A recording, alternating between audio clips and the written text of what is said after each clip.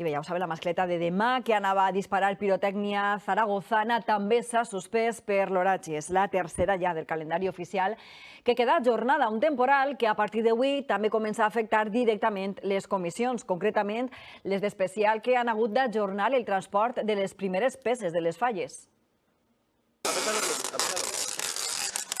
És el so dels tallers d'especial avui. Plàstic, cinta adhesiva i més plàstic.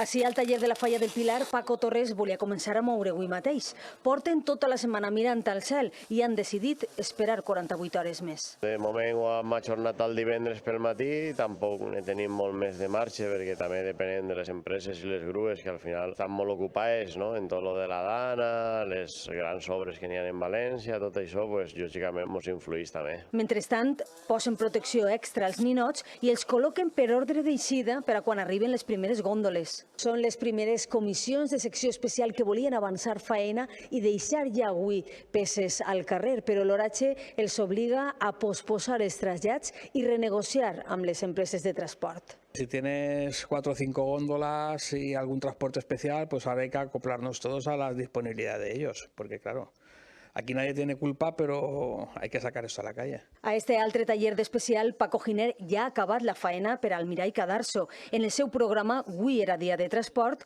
i de fer espai al taller. Sí, está todo. Pues falta sacar piezas a la calle para poder hacer sitio para poder tumbar las siguientes. De divendres a diumenge es concentraran la majoria de trasllats de tota la secció especial i això suposa tarifes de transport més cares i hores extres de les plantilles. Un inici de plantar tan complicat com l'oratge que tenim.